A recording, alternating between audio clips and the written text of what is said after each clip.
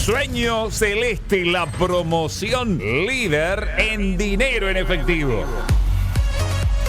En 2020, más millonaria que nunca. 37.500.000 pesos en 941 premios. No dejes pasar la oportunidad. Asociate ya y gana. Hacer realidad tus sueños. Premio mayor, 5 millones de pesos. Consulta a promotores autorizados o al teléfono 03562 40 44 55. Sueño Celeste de Mutual, 9 de julio de Morteros, es más y te da más. Siempre más. The PGA Tour players head to the Atlantic coast. Golf Channel Latin America se suma al portafolio de Discovery con el objetivo de seguir acercándote el deporte que amas 24 horas al día, 7 días a la semana. Los mejores eventos del mundo, consejos para mejorar tu juego, entrevistas con grandes jugadores. La Casa del Golf ahora tiene una nueva casa, Discovery Latin America. El dengue está en aumento y estamos en riesgo de epidemia si no actuamos urgente todos y entre todos. Toma medidas urgente. 1. Cambia el agua de recipientes y floreros y limpia bien sus bordes. 2. Tapa o voltea objetos que acumulen agua y desecha los que no uses, incluidas tapitas de gaseosas.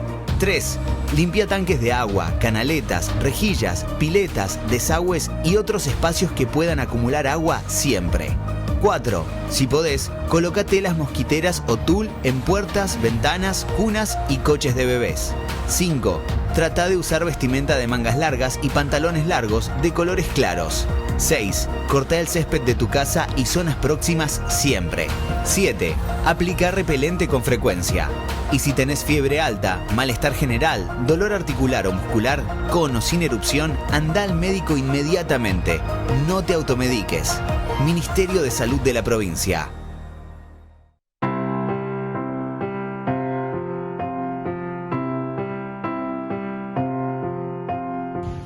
Los clubes estamos haciendo un gran esfuerzo para mantenernos y poder seguir adelante.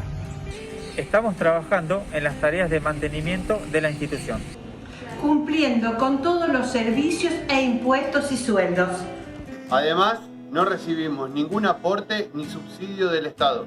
Y estamos en contacto permanente con cada uno de nuestros deportistas. Para apoyarlos y brindarles todo el asesoramiento. Para que no pierdan sus clases y sus ritmos de entrenamiento. Por eso te pedimos que nos ayudes. Que nos des una mano.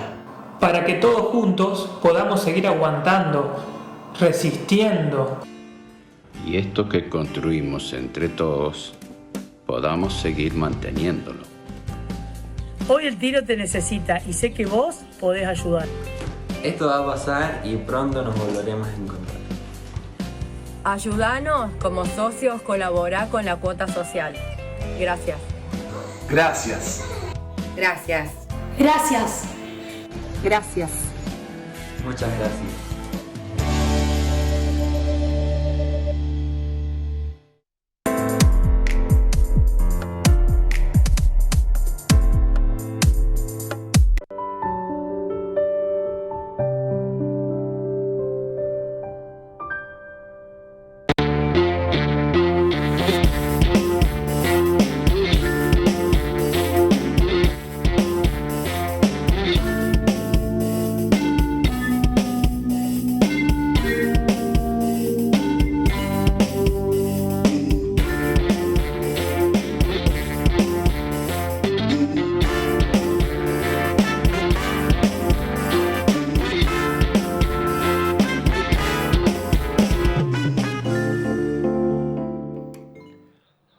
Hola, ¿cómo les va a todos? Muy, pero muy buen mediodía. Me cambiaron de lugar. Aquí estamos en una nueva edición de esto que es C50 Sport recargado, con muchísima información del deporte. Otra iluminación, me siento totalmente distinto. Parezco que tengo otra cosa, veo otros colores. Yo no soy mucho no puedo hacer mucha referencia a los colores, sinceramente. 1309, me dijeron, metele que tenemos un montón de cosas hoy. Así que lo primero que les voy a decir es que tenemos palabras protagonistas, columnistas, nuestros compañeros de siempre, el señor Cristian Molardo, que va a estar hablando un poquito del deporte motor enseguida nada más.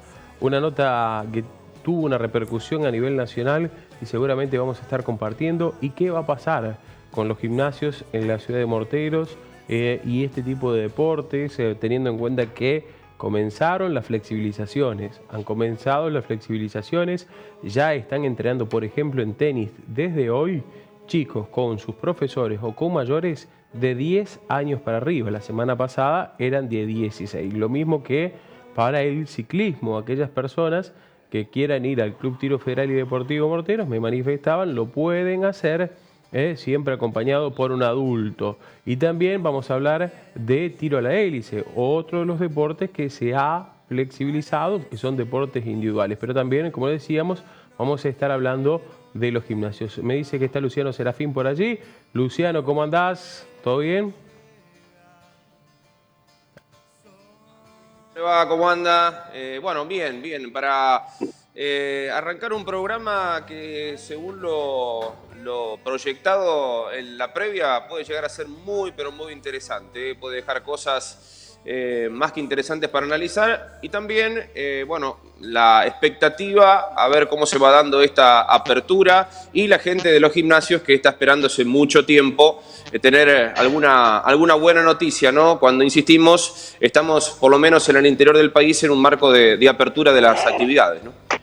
Claudio Urquía, ¿cómo le va? Me dicen, allí está Claudio, está con ese peinadito que la verdad es parecido al que tenía en la imagen que nos mandaron hoy. Ese programa sale mañana de básquet. ¿Cómo le va, Claudio? ¿Cómo anda?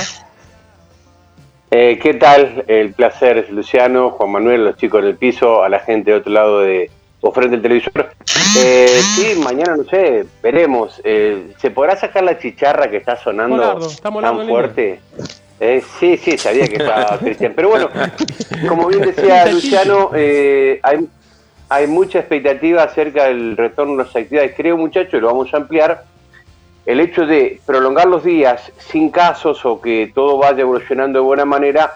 Bueno, el deporte va a ir dándole alternativas, obviamente, primero a aquellos que tengan menos contacto para después sí continuar. Los números son buenos.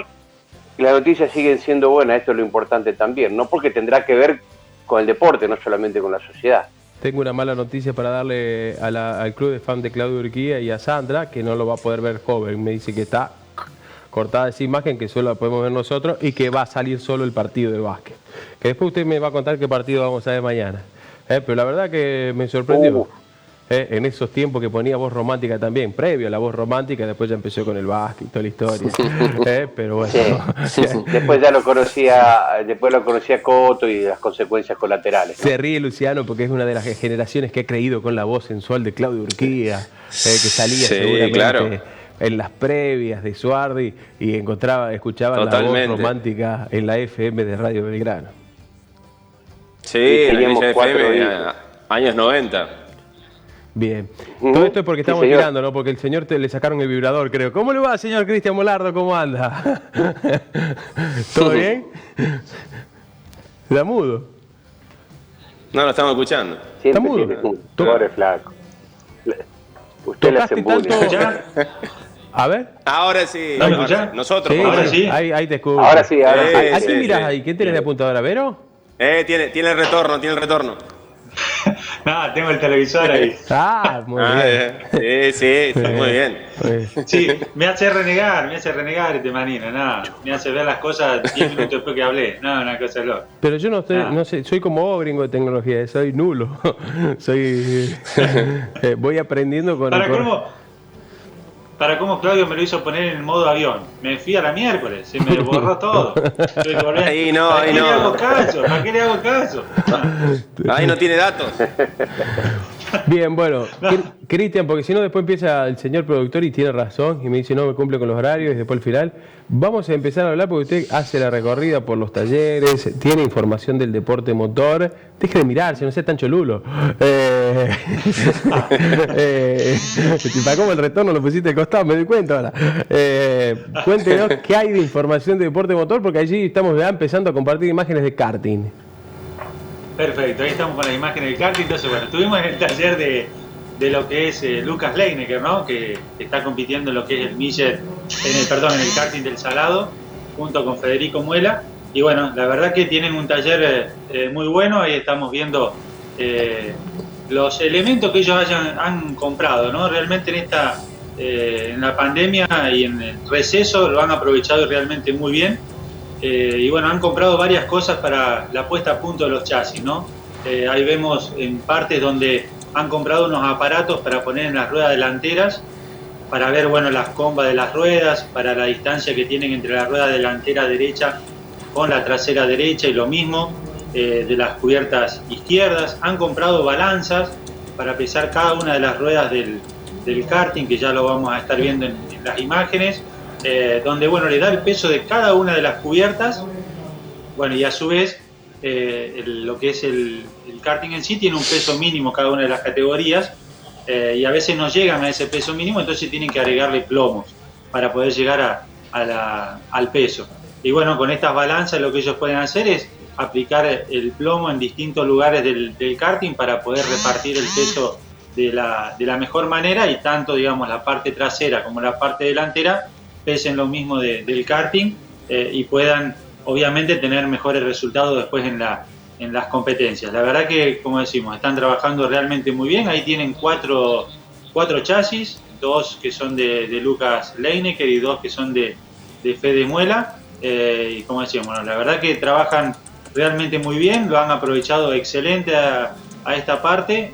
Y bueno, ahí vemos tenía la parte de motor también, así que teniendo todas las condiciones para tratar de hacer lo mejor posible cuando se vuelva a reanudar las carreras y poder estar lo más adelante dentro de la categoría en la cual ellos corren, ¿no?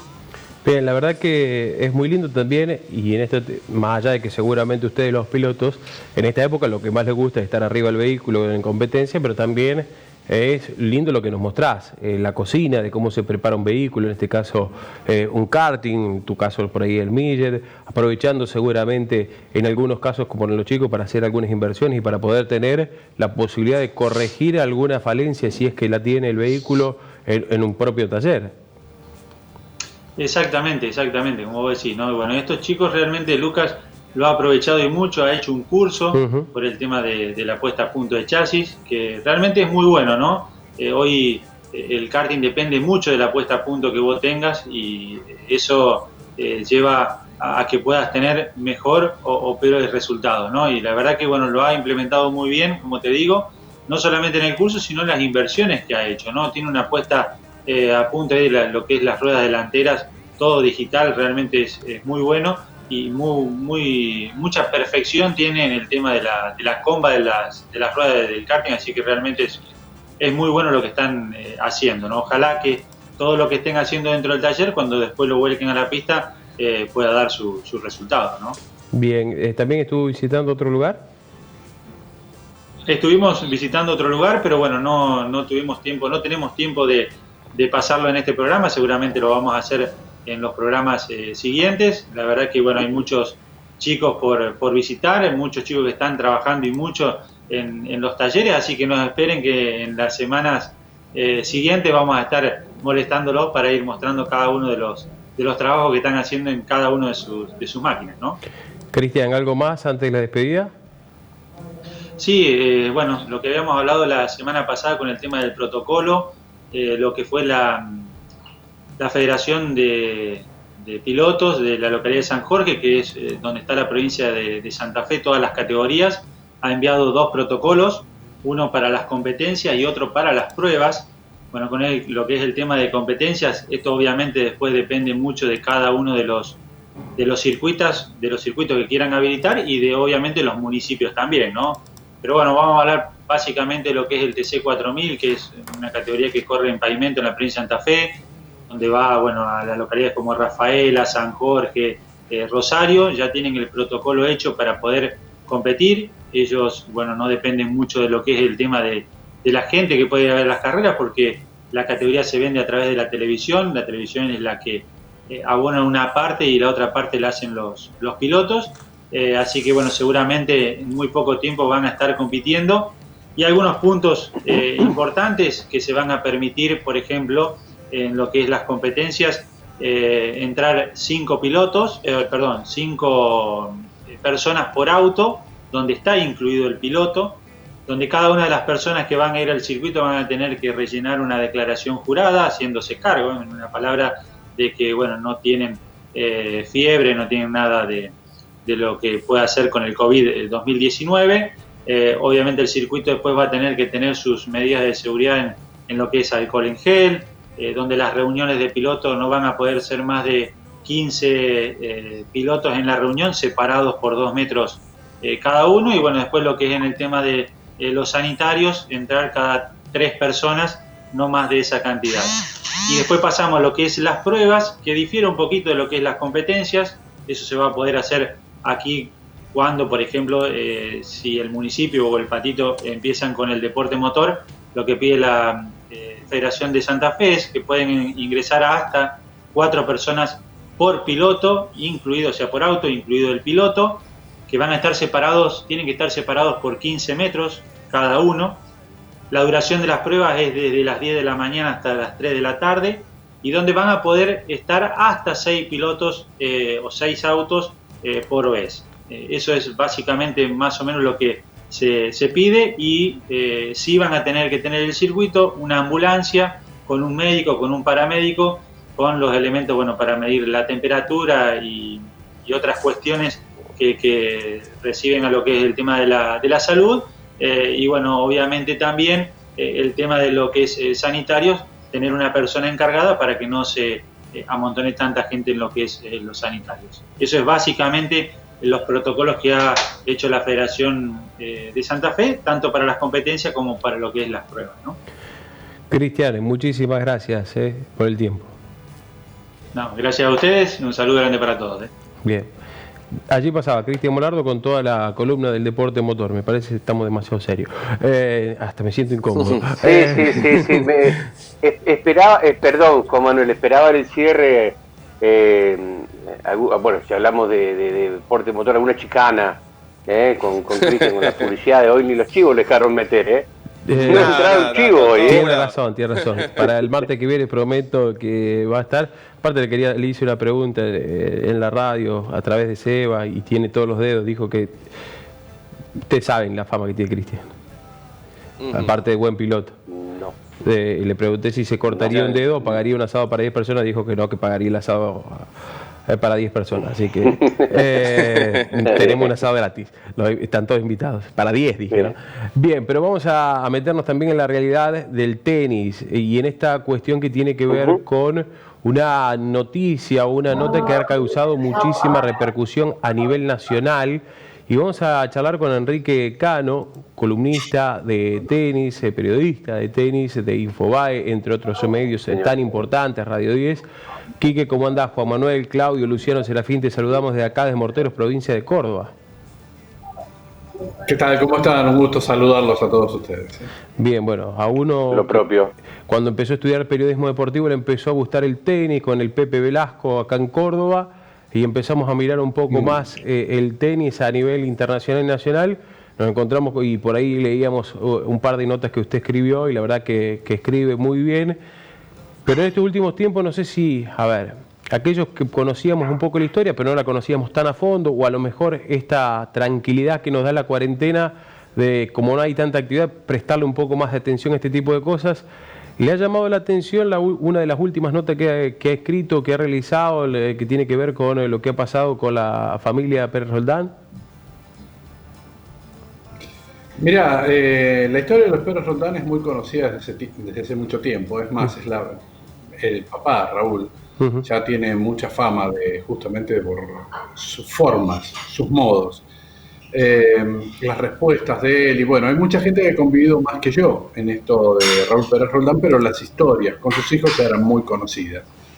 De hecho, lo que cuento es muy poco y lo que ha contado, hasta lo que ha contado Guillermo, es muy poco. Lo que ha causado conmoción tal vez es que lo haya hecho público Guillermo. Y yo tuve la oportunidad de hablar con Mariana Pérez Roldán. Mariana ha tratado de hacer silencio, ha corrido un poco de la escena, porque hoy Mariana tiene un trato, como lo dejo entrever o lo explico en la nota que publiqué en Infobae, tiene un trato mucho más cercano, más cordial con su papá. Como ella dice, respeto y hasta ahí, porque lo que ha sucedido, por lo menos con Raúl Pérez Roldán, es que ha tenido distanciamiento con sus hijos, o sus hijos se han ido de al lado de él, porque les ha hecho un poquito la vida imposible. Por un lado los crió, los llevó, y es una historia muy linda de saber cómo llegan los chicos a jugar al tenis, cómo los lleva, todo ese trabajo que lo han pasado todos los jugadores que han salido de la Argentina, porque son todos los jugadores argentinos son de clase media baja, ¿sí? Algunos por ahí de clase media, pero hay muchos, y ustedes en Córdoba tienen muchos de ellos, los tienen desde, bueno, ahora Juan Ignacio Londero, ha pasado Mariano Puerta, Agustín Caleri, son muchos los jugadores que han salido de ahí. Una chiquita que tiene una gran historia en Córdoba es Cravero.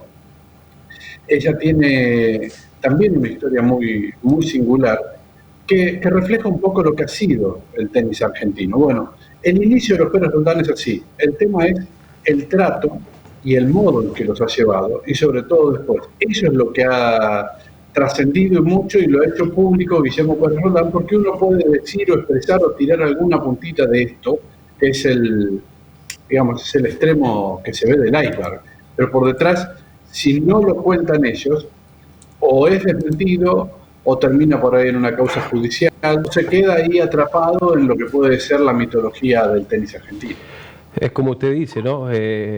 Uno puede conocer la historia, pero tiene que encontrar los protagonistas que después se animen a contar esta historia, que puede llegar a servir en generaciones futuras, en profes o en familiares, a decir, bueno, esta historia dura, de tratar de no repetirla de esta forma, porque la verdad ha causado mucho daño, nada más y nada menos que a un ser tan querido como un hijo.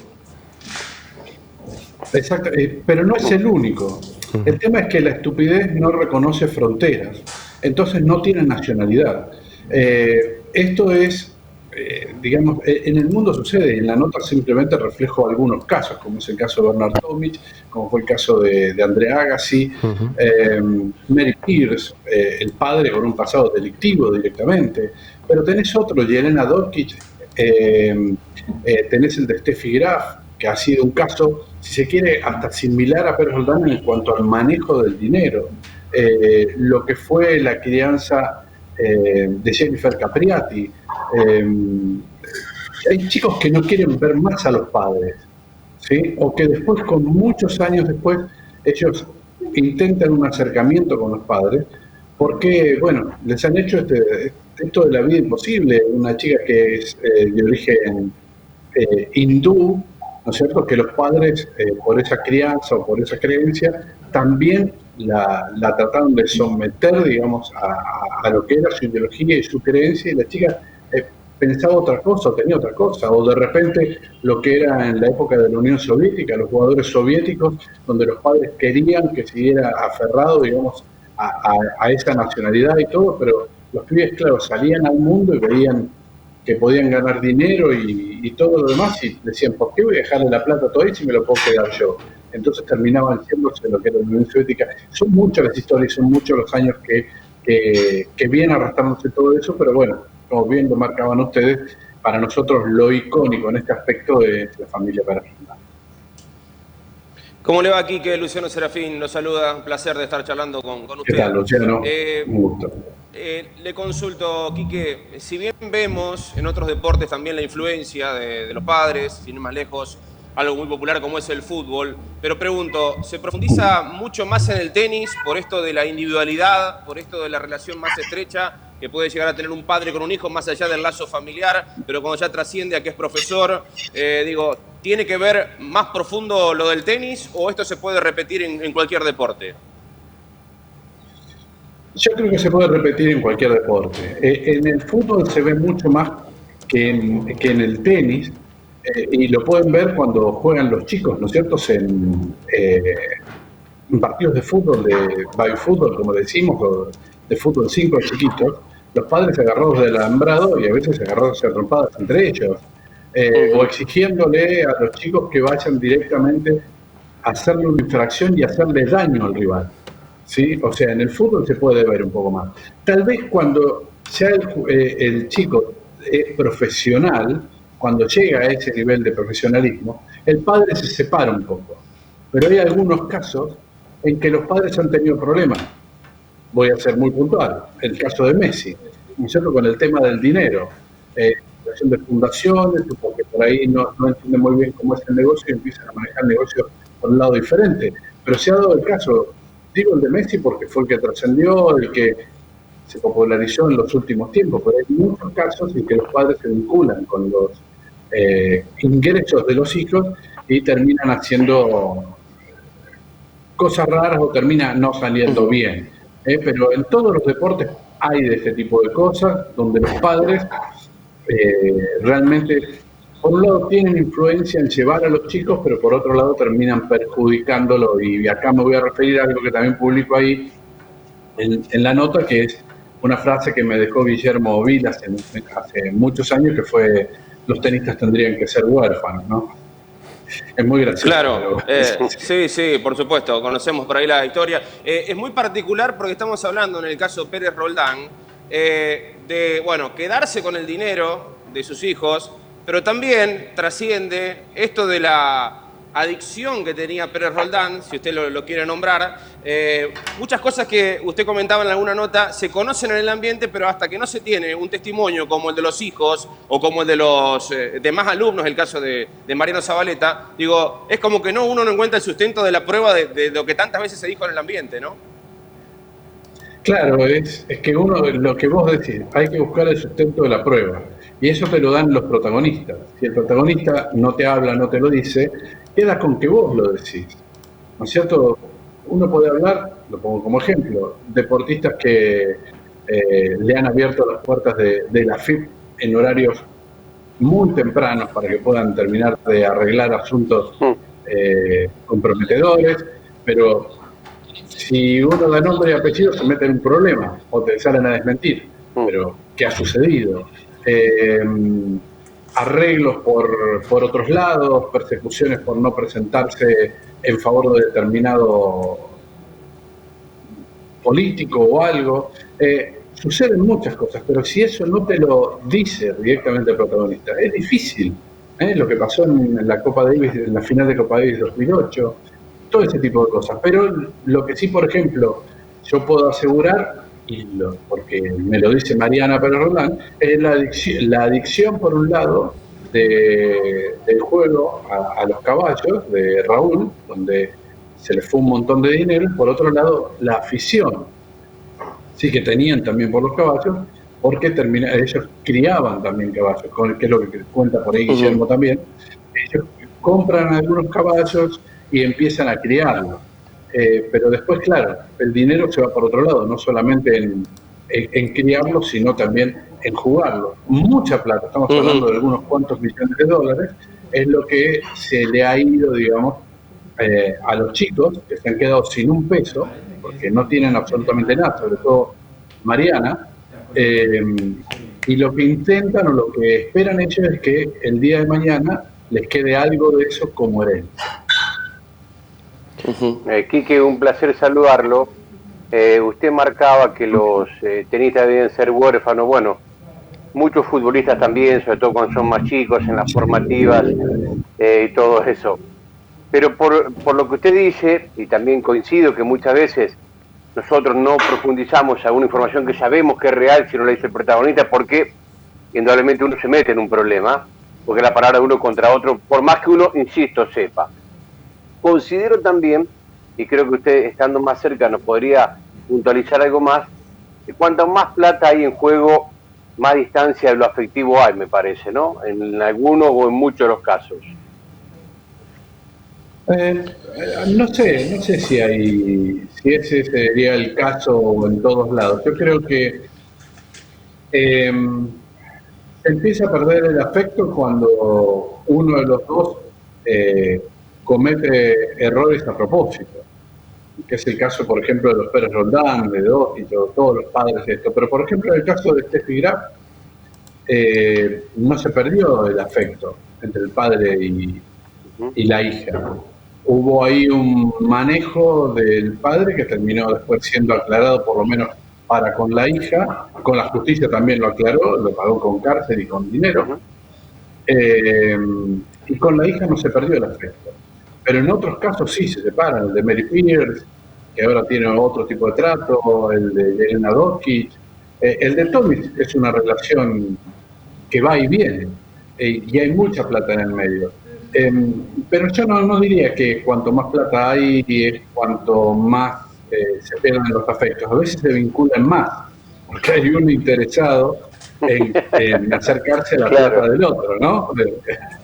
Muchos, como digo yo, ¿no? Muchos padres que le apuestan a las patas de los hijos para que después del día de mañana les den aquello que no han posibilidad de ellos de ganar o de conseguir.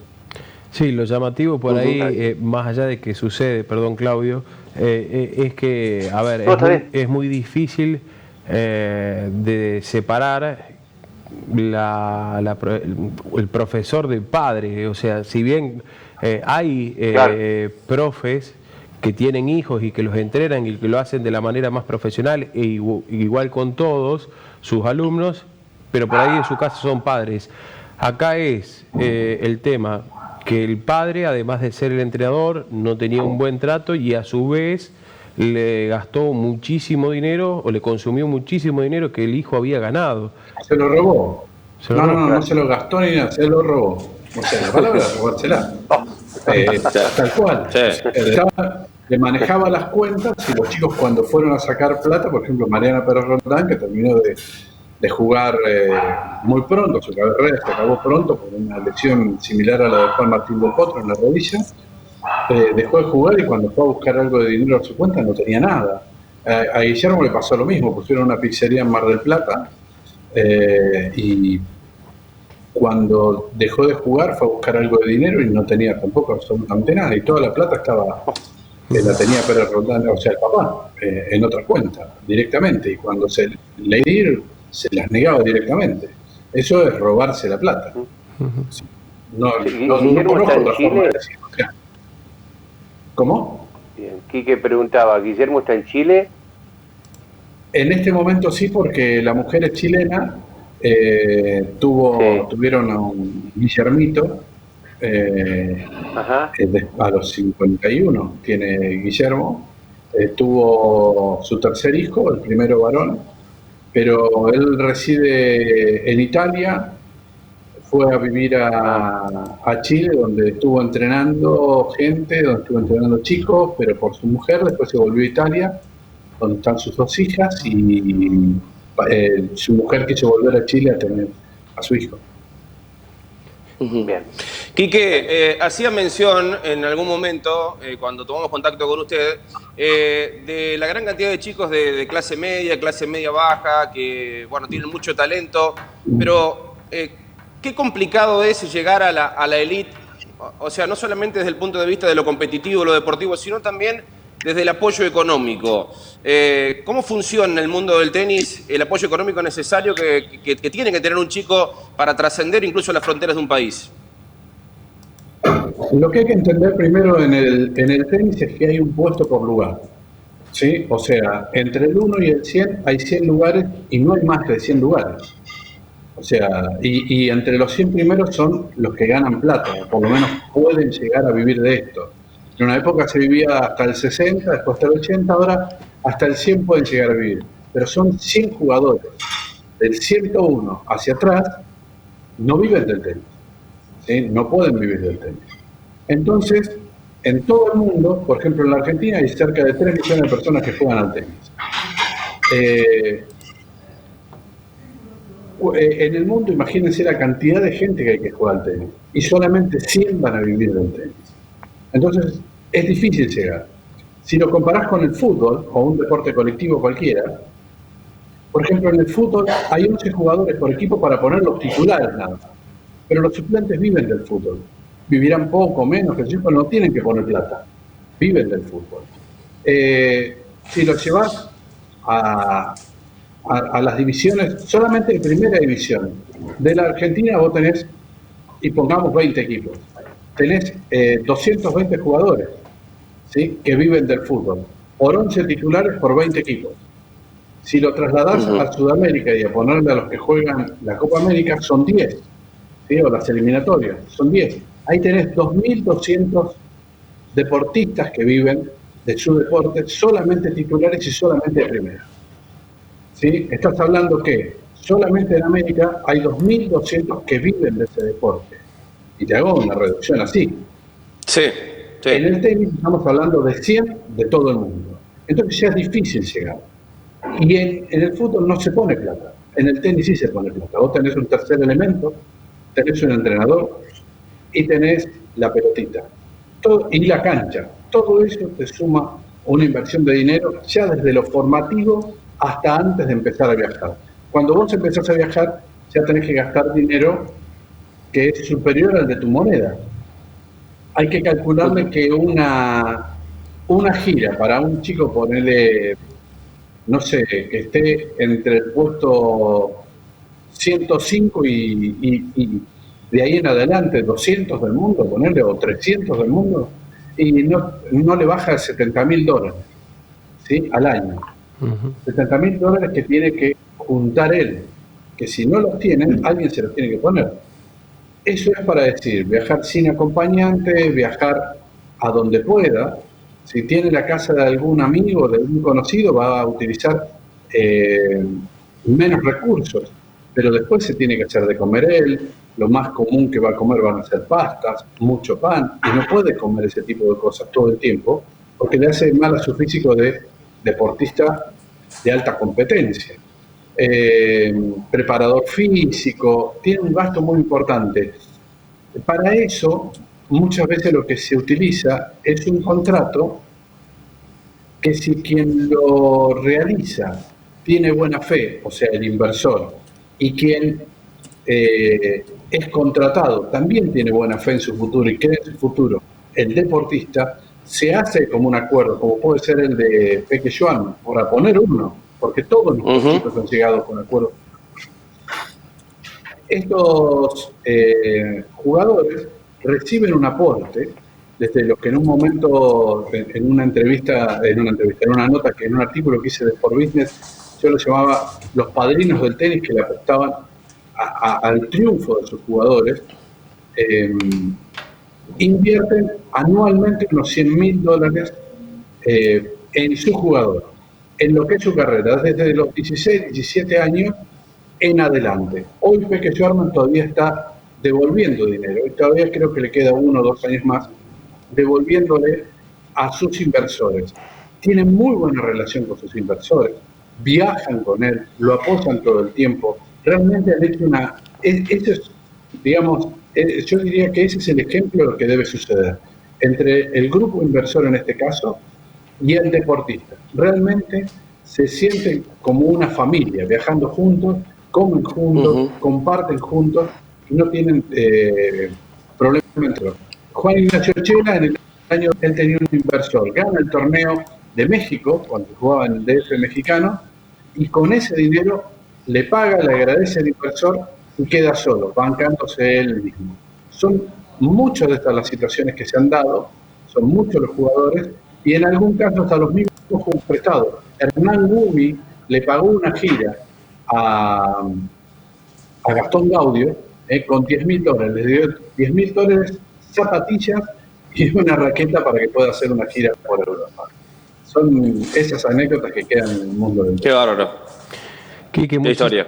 Muchísimas gracias por este tiempo, le dejamos un fuerte abrazo, muy linda e interesante historia. La verdad que nos quedaríamos charlando un ratito más, pero la verdad es intensa e interesante, y seguramente tendrá un antes y un después en la vida de cada uno de los protagonistas. Así que agradecerle por estos minutos y por atendernos desde aquí de Morteros, Córdoba. No, un placer, y cuando guste, aquí está. Un fuerte abrazo, gracias. Abrazo. Gracias, Quique. Allí pasaba Enrique Cano de Radio 10, Infobae, Tenis Mundial, FM Pop, FM One, FM Mega, hablando un poco del tenis y de esta realidad que le tocó vivir en este caso a un argentino, entre otras historias del tenis, que es Guillermo Puerta, donde por ahí me quedaba en una parte de la entrevista. Por ahí a veces... Guillermo Pérez. Sí, de Guillermo Pérez Roldán. Donde estaba 39 del mundo, para llegar a eso fue golpeado por su padre, que era su entrenador, con el cinto, violencia, y además también encontrarse con que un día va, como lo contaba él, yo lo quería decir un poco más políticamente correcto, pero como dijo él, le robó todas sus ganancias, esos 5 millones de dólares desde el banco, por la adicción quizás al juego, a los caballos o a la timba, o como lo contaba y lo decía aquí, que sin pelos en la lengua, quien además fue quien charló con los protagonistas, ¿no? Claro, claro. Y sorprendente también, Juan Manuel, los números, bien así clarito, de los 100 primeros puestos en la ATP son los que viven del deporte. Si uno lo traslada al fútbol, por ejemplo, o al básquetbol, ¿por qué no? Por deportes populares y más cercano a nuestra zona, estamos hablando de que incluso aquellos que juegan, en el básquetbol, Claudio lo sabrá, un torneo asociativo o un torneo federal, hace mucho tiempo que tienen, digamos, un sueldo que les permite desarrollarse. Aquí estamos hablando de un montón de chicos jugando al tenis y que solo 100 en el mundo van a poder tener una retribución económica que les permita, más allá de los popes obviamente, pero que les permita desarrollarse, ¿no? en su vida. ¿Qué distancia y cuánto de lo económico también es imperante por sobre el talento incluso en este deporte, ¿no? Bien, seguiríamos charlando. Es como que se hace una inversión, muchachos, ¿no? Digo, es que como se hace una inversión. Lo explicó bien. En la cual y que aquí hubo... Claro, bueno, ahí tenés, claro, es como que te dan un crédito para que vos intentes. Aquí apuesta, hubo un caso en Suárez del chico Monteferrario. Es una apuesta a futuro, claro. Porque llega a lesionarse el deportista o le llega a ir mal, perdón, Claudio, perdona que te interrumpa. Es una apuesta, digo. No, está bien. Porque si te lesiona el deportista al cual vos le apostaste, perdiste todo. Es como una carrera, qué sé yo, de caballo y que apostaste bueno, acá un deportista. Acá en Suárez quería contarles. Que había un chico, el hijo del doctor Monteferrario, probó mucho tiempo en Europa, recorrió las quali, estuvo entre los 150 mejores del mundo, no le alcanzó, pero todo eso era bancado por el padre, porque podía hacerlo. Ahora, si venís ya de una situación, como bien marcaba aquí que recién, mucho más compleja, necesitas un mega sponsor, alguien que te dé un crédito, que te facilite la posibilidad de estar en Europa y probar suerte. Si llegás, y si no, después verás. Bien. Vamos a charlar un ratito también y cambiamos de tema, porque... sí. A ver, estamos hablando de deportes individuales, de liberación, de flexibilización de algunas disciplinas, y los que no la están pasando bien, como otras actividades, son los gimnasios, y para eso está el profe Kevin Boscarol, titular de Ares. ¿Qué haces, Kevin? ¿Cómo andás? Hola muchachos, ¿cómo andan? Un gusto saludarlos. Bien, bueno, a ver, Kevin, ¿hay novedades, hay posibilidades de la reapertura de los gimnasios, de poder volver a trabajar en esta, entre comillas, nueva normalidad que se plantea de acá al futuro? Información hay mucha, comentarios hay muchos, pero oficializada en Córdoba ninguna, lamentablemente ninguna. Hay mucha gente que se está moviendo, particularmente hasta donde sea hay presión política, entre comillas, del departamento de San Justo, donde varias municipalidades se unieron para la causa, para tratar de que volvamos a trabajar, pero ninguna información oficial, digamos. No tener una información oficial, ustedes saben bien que están en la noticia, nosotros no podemos ejecutar, que lo que simplemente pedimos es trabajar, ¿no? Entonces, información nos llega todos los días y esperanzas nos brindan todos los días, pero sentimos que Córdoba está un poco complicado con ese tema, comparándolo con otras provincias, ¿no? ¿Y cómo le están pasando en cuanto a lo económico? Porque, a ver, los gastos siguen, la vida sigue y no pueden desarrollar su actividad, o por ende más allá de las posibilidades que le dan las redes sociales, hoy el Zoom, alguna que otra aplicación, no es lo mismo. No, particularmente yo puedo hablar por mi caso, pero creo que es de la mayoría. Nuestro negocio está en un punto de quiebre. Si nosotros, particularmente este mes, después de más de ahí o aproximadamente entre 75 y 80 días no abrimos, se complica el asunto. Se complica el asunto tal vez no por deudas, sino porque no sé si valdrá la pena volver a abrir. Llegando el invierno, la crisis económica general que hay, las aportaciones de los futuros alumnos o clientes que quedaron, el dueño, si es dueño uno del local o no, o sea, son demasiados puntos a tener en cuenta para ver si realmente el trabajo independiente que tenemos vale la pena en el retorno. Si vale la pena volver a hacer una inversión para volver a reabrir, porque muchos de nosotros, y me incluyo, vamos a volver a apostar a esta inversión. Es como volver a abrir nuevamente. Es muy complicado y en algunos casos es muy triste ponerse a pensar en eso, a lo cual te ahoga la sensación de no saber qué hacer. Más allá de los alumnos que siguen estando, la gente que sigue entrenando, los que vivimos plenamente de esto, estamos en una complicación de una toma de decisión, de un riesgo enorme, sin ninguna certeza de información, porque claramente somos uno de los pocos comercios, por así decirlo, que queda para abrir. Kevin, un gusto saludarte, te mando un abrazo enorme. Decías, como acongojado recién, que vos quizás volverás a apostar, pero no sabes si todo lo demás lo volverán a hacer. Habla de una situación casi límite, si ese es el término, digo, con lo que ustedes están conviviendo hoy por hoy, ¿lo ven de esa manera, una situación límite a esta altura? Por lo que hablamos con los colegas de Morteros que tienen un grupo de WhatsApp y los de la región, que logramos eso, es límite. Te lo estoy afirmando. Hay gente que está muy desesperada, hay gente que está muy triste, hay gente que ya cerró. Acá en Morteros particularmente pasó eso también. Y más allá de la competencia interna que puede llegar a haber comercialmente o de las idiosincrasias de cada comercio, es muy triste que cierren. Porque nosotros claramente no podemos recibir a todas las personas que queden sin entrenar en otro gimnasio que haya cerrado. Eso no es real. Eso no es porque uno cierra, al otro le va a ir mejor. Claramente no afirma eso. Y a mí particularmente eso me pone muy mal porque mucha gente va a quedar varada sin saber qué hacer, con incertidumbre. El propio comercio pierde fuerza. Indirectamente nos pega a todos. Yo estoy preocupado muchísimo en lo personal por no saber qué va a pasar con la actividad física.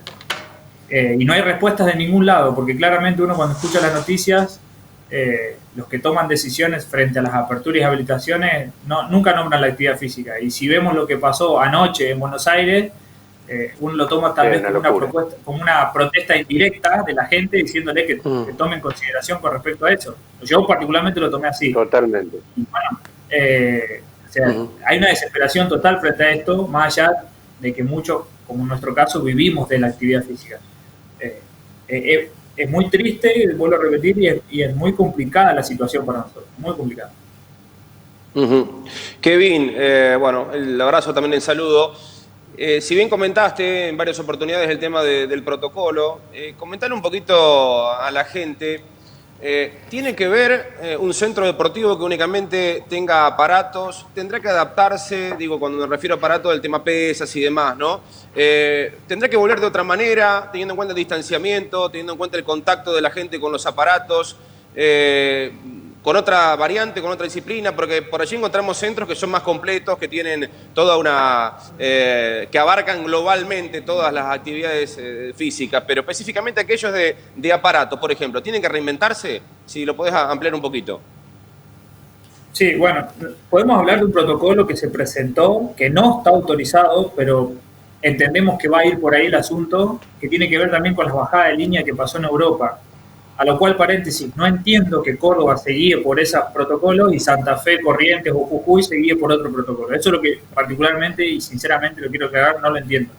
Pero basándonos en Córdoba Capital, por lo que hablan en los discursos el COE central, los que tienen aparatología, que es inamovible, supongamos una prensa, un press de banca amurado, una multipolea, es complicado porque más allá de trabajar por turnos, va a tener que higienizar la máquina cada vez que utilice eso y se va a complicar el asunto porque esa máquina en ese momento y en ese turno no lo puede utilizar otra persona más que la que está usando. O sea, todas las teorías de entrenamiento que nosotros utilizamos o las tendencias de la planificación van a depender de una utilización de la máquina y no de realmente lo que el profe quiera planificar. O sea, eso es sumamente complicado.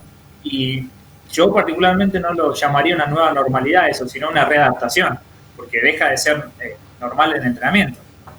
En nuestro caso particular, que las maquinarias son elementos volátiles y versátiles que lo podemos usar en cualquier lado, tenemos que armar kit de elementos que corresponden a la utilización de la planificación de ese día. O sea, va a estar todo sumamente medido y tenemos que pensar el triple por los limitantes que vamos a tener, más allá de los 20 metros cuadrados de funcionalidad de todos los comercios.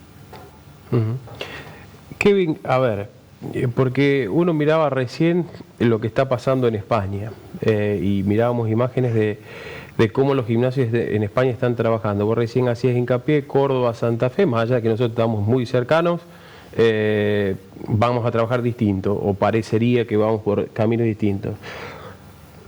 Como propietario de un gimnasio, como persona que conoce el deporte y que sabe lo bien que le hace a la salud, ¿qué explicación lógica, sacate el cassette, sé que te lo puedes sacar, le encontrás a que yo, por ejemplo, propietario de un súper, voy al súper, toco todos los elementos que hay y pasa un montón de gente, y vas a un gimnasio y a lo mejor por hora van 5 o 10 personas, hay que hacer todo un protocolo que a lo mejor en otros lugares no se hace? Yo te juro que en estos 80 días traté de entender el pensamiento de la gente que sostiene que la actividad física tiene que ser muy resguardada. Entiendo que quieren resguardar la salud en frente a la actividad física, pero interpreto que tal vez en Argentina no entendieron que se vino el boom de la actividad física en cuestiones de querer hacerla y ejecutarla. Y creo que la actividad física en Argentina avanzó mucho más de los pensantes en la resolución de las determinaciones que se tomaron. O sea, hay mucha más gente que hace actividad física sistematizada que gente que regula esa actividad física. No sé si se entiende. Vamos a suponer un ejemplo. Las habilitaciones de los lugares, centros deportivos, vino mucho después que los centros deportivos, pero mucho después, unos 10 años. Entonces, a partir de eso, se entiende que la actividad física y la necesidad de hacer actividad física va mucho más por delante de lo que realmente piensa la ley de la actividad física, por así decirlo. Entonces, a partir de eso me parece que las regularidades que se toman son en desconocimiento de lo que la gente está ejecutando y los resultados de esa ejecución. Para mí la gente que está decidiendo sobre las habilitaciones entiende una actividad física descontextualizada. Y cuando se habla de... No con los avances que se han demostrado. Y cuando se habla de los gimnasios a cielo abierto, obviamente tenés que trabajar distinto, sin aparatos. Tal cual. Parecería que al aire libre el control es mucho más fácil, a lo cual me parece que al entrenamiento indoor es mucho más fácil. Pero bueno, esas son las discusiones que subyacen sobre todas las habilitaciones. O sea, como dijiste muy bien vos, y desde una apreciación muy personal, en el súper pueden ir 30 personas, 20 personas, y en un gimnasio estamos peleando y discutiendo para ver si pueden ir 5 o 2, o se puede habilitar en ciertos horarios. O la locura que pasó en Buenos Aires de las 8 de la noche a las 8 de la mañana el otro día. No, sinceramente, uno si busca una lógica no la encuentra. Yo no sé si es para que no lo hagan, si es porque desconocen la realidad de la actividad física o la cantidad de gente. A mí me parece que se sigue demostrando que la gente tiene necesidad de hacer actividad física de cualquier ámbito y quiere que vuelvan. Más allá de los gimnasios, que se pueda salir a correr, se pueda salir a andar en bici. Eso me parece que es una protesta indirecta de la gente para que se tomen esas determinaciones. Y más por el encierro o la gente que respetó el encierro, como nuestra zona, que se respetó bastante, quiera salir. Eso es lo que, si hablamos de lógica, no se entiende. Ahí estamos viendo una imagen Kevin. que pasó en Buenos Aires, mira. Sí, tremendo. Tremendo. Te consulto, Kevin, más allá de los gimnasios, y a veces va muchas veces de la mano, hay profes propietarios también de centros deportivos, pero también otros profes, como es tu caso, que trabajan en clubes. En cuanto a lo que podés charlar, podés hablar con los colegas de morteros de toda la región, ¿en qué momento están? ¿Cómo están? Me imagino que debe haber diferentes realidades, pero en líneas generales, ¿cómo la están pasando? Bueno, particularmente anoche tuvimos una reunión con la subcomisión de básquetbol, que es lo que me toca, y puedo hablar del contexto del 9 de julio en el básquet, ¿no? Particularmente en inferiores se sigue entrenando, remándola en dulce de leche, mal, porque ya los chicos, saliendo de su estructura en estos 3 meses, rompiéndole esta estructura de clases, ir al club, el protocolo de la vida diaria, quieren picar la pelota, o sea, ya no hay manera de hacerle hacer 10 sentadillas porque ya no quieren ver más mi cara, o sea, entran en una situación complicada, pero responden. O sea, ese feedback del profe virtualmente lo pudimos tener. Y con respecto a primera división, mientras no sepamos o tengamos incertidumbre con respecto a la competencia, se complica muchísimo la planificación de los entrenamientos, muchísimo, porque no sabemos para qué entrenamos. Y no, creo que lo peor que puede ocurrir en una institución deportiva es no saber para qué se entrena, porque el pensamiento de un jugador profesional o semiprofesional se complica a la hora de la proyección. Ellos se proyectan en eso, más allá de que el club o el cuerpo técnico mantenga una estructura, si las resoluciones federativas no se determinan, es muy complicado. A nosotros, profe de trinchera en la cancha, se complica muchísimo. Hay una víspera de que va a volver Liga Nacional, que eso para nosotros es muy importante porque es un precedente. No hay fecha, entonces se complica muchísimo, se empiezan las situaciones contractuales se empiezan a caer, no sabes con cuántos jugadores podés trabajar, en qué condiciones tiene cada uno en su lugar. El control de un jugador de primera división no es real, y eso a nosotros, profe, no te lo explicó nunca en ningún libro, o sea, es ir probando día a día situaciones, y si vemos también en lo que trascendió en la Liga Alemana de Fútbol, volvieron a entrenar, volvieron a competir y hubo una pila de lesionados, o sea, vos decís, es toda una incertidumbre. ¿Cuánto tiempo le va, Kevin, a eso que decías? ¿Cuánto tiempo le va a un deportista, no de élite, del fútbol alemán, de nuestra realidad, de nuestro fútbol, básquet, vos conocés muchos deportes, muchas disciplinas, para preparar físicamente como para empezar a volver a competir? Y va a depender mucho.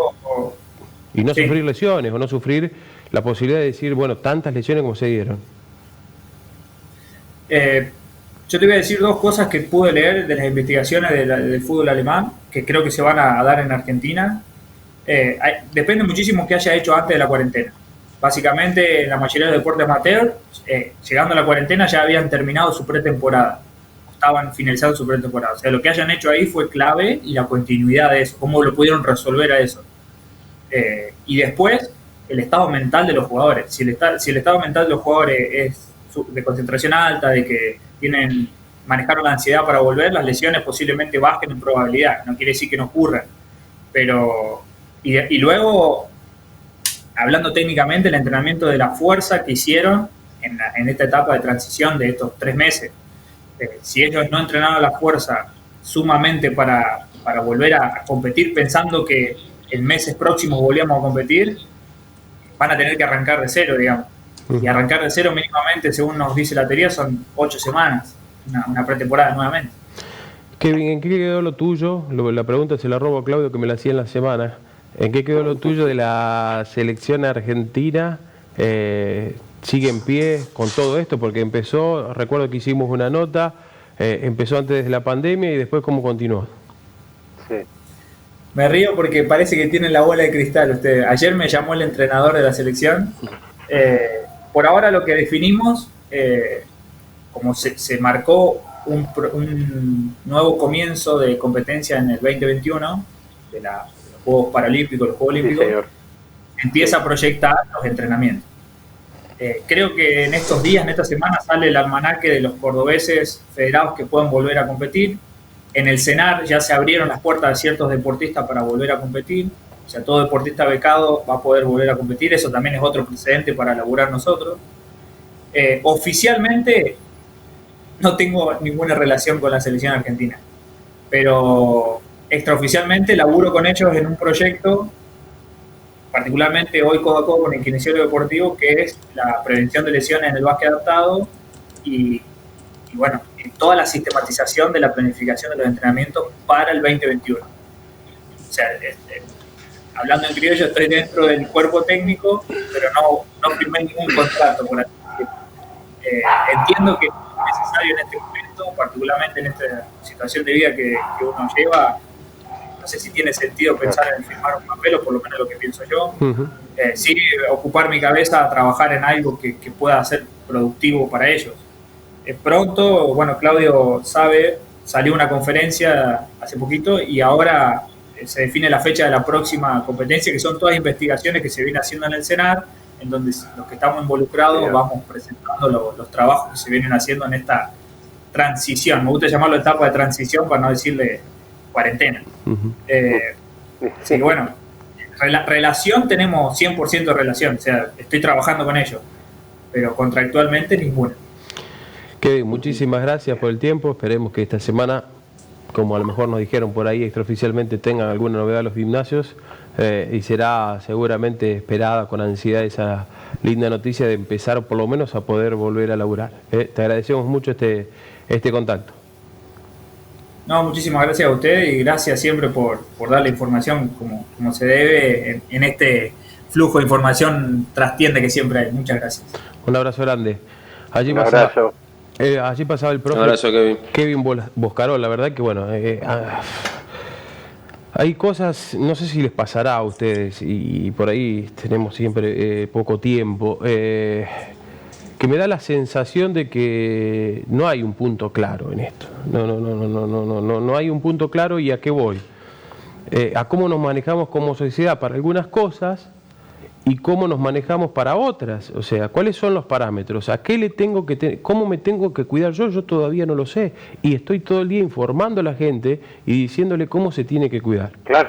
Porque si yo leo algo de la Organización Mundial de la Salud cuando empezó esta pandemia, me voy a encontrar con una información. Y si yo hoy leo ahora, me encuentro con otra. El barbijo hacía mal. Ahora hace bien, y ahora parece que también hace un poquito mal y un poquito bien. La verdad que sinceramente no sé qué decirle al televidente, al oyente, al deportista. Veía, por ejemplo, las imágenes recién del Parque Sarmiento y me encontraba con gente corriendo con barbijo y gente sin barbijo. El barbijo supuestamente es la exhalación que yo tengo, no la voy a transmitir al otro, pero también me puede causar una hipoxia, me puede agarrar un paro cardíaco. La verdad es una locura. O sea, yo sinceramente no entiendo. Igual que, aunque yéndonos al tema gimnasio, estábamos hablando de eso. ¿Por qué no puedo agarrar una mancuerna y sí puedo agarrar un carrito en el supermercado?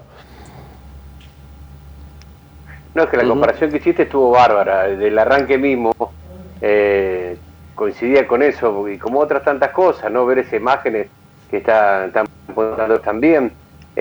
Considero humildemente, muchachos, que en aquel entonces cuando empezó esto poco se sabía y poco tiempo después se va tratando de ir dando una orientación, pero estamos todos más o menos igual, está claro eso, ¿no?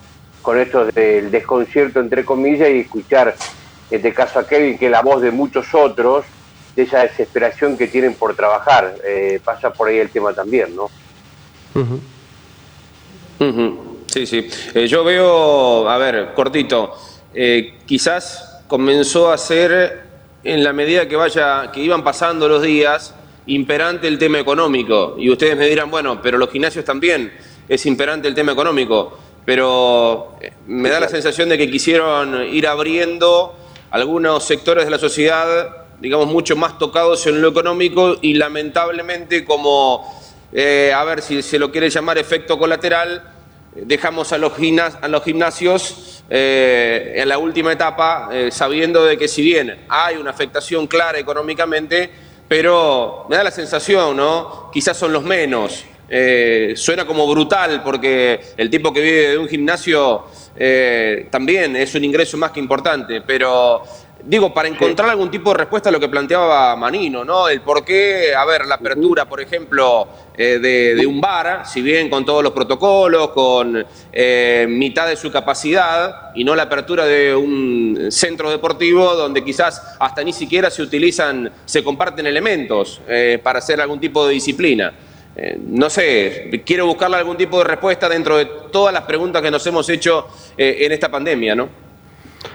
Luchi, otro deporte individual que empezó a funcionar y empezó a tener actividad fue este fin de semana el tiro a la hélice aquí en la ciudad de Morteros. Recordemos que tenemos La Pedana, conocido por La Pedana.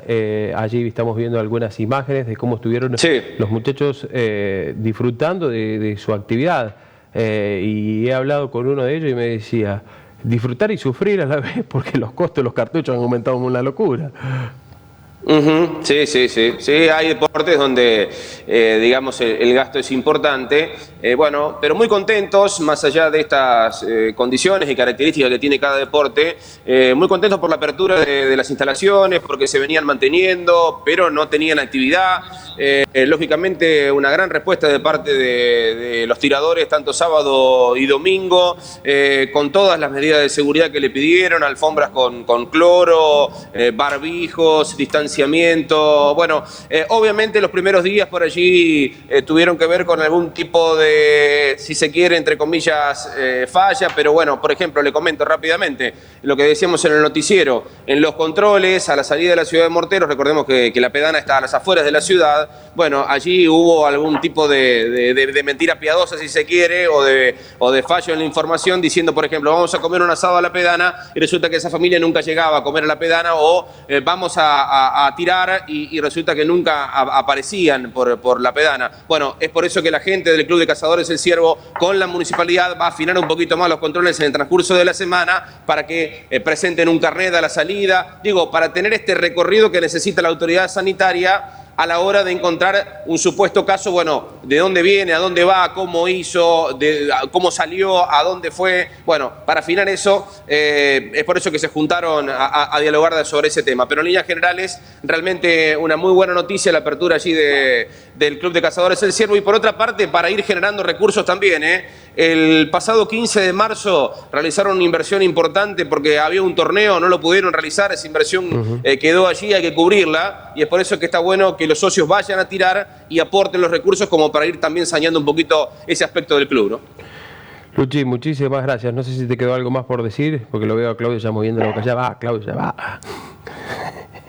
No, nada más. Bueno, Claudio estuvo en la reunión aquí en Suardi también, donde, bueno, se involucraron en estas actividades, el caso de tiro a la hélice, arquería y otros, así que puede aportar seguramente algo más que interesante en nuestra ciudad. De mi parte, nada más, chicos. Sí, es la realidad. Entiendo que esas actividades se van a habilitar el próximo lunes. Esta semana deben presentar los protocolos. Cada disciplina tiene un protocolo, imagínense para los clubes, en este caso para Junior Esportivo, si bien Barrio San Miguel tiene la actividad del fútbol. Se van a presentar los protocolos y se entiende que a partir de la próxima semana se va a habilitar el tiro o la arquería, el tiro a la hélice, tenis, pádel y otras disciplinas, en el caso de deporte motor, teniendo en cuenta también el predio. Es lo que se dijo en la reunión de ayer. Ahora, me quedo con algo que dijo Luciano. Aquí, muchachos, todos piden que se habilite tal cosa, que se flexibilicen las cosas. Ahora, si vos no aportás de lo tuyo, no puede estar un integrante del municipio, que el municipio ponga 22.000 personas en Morteros, 9.500 en Suárez, para que cada uno siga al otro para ver si hace lo correcto. Acá también va la conciencia de cada uno, me parece también, ¿no? Y la actividad deportiva, obviamente que está, en algunos casos, como decíamos recién, necesitando la apertura de otras disciplinas que seguramente en este lado, del lado de Santa Fe, a partir de la próxima semana se verá. Claudio, Luchi, muchísimas gracias. Seguramente seguiremos charlando de más disciplinas, ojalá la semana que viene, también con otro panorama como ustedes lo dicen. Es como que la idea o lo que uno va viendo que pasa en nuestra región sobre todo es que de a poquito va comenzando a girar la rueda. Bueno, estaremos atentos a cada una de las disciplinas que comiencen sus actividades y tratar de poder difundirlas. Les agradezco mucho que estén. La verdad son dos caras bonitas que le hacen bien en la pantalla Canal 50. Gracias. 3. Chao. Chao, hasta luego. Dice Coto que Chao. no sale. Chao. Chao. Yo también me voy. Gracias a todos. Chao. Chao. Vete, me dice rápido, redondeado. Chao, chao, chao, chao, chao, llámame. Deja de gritar.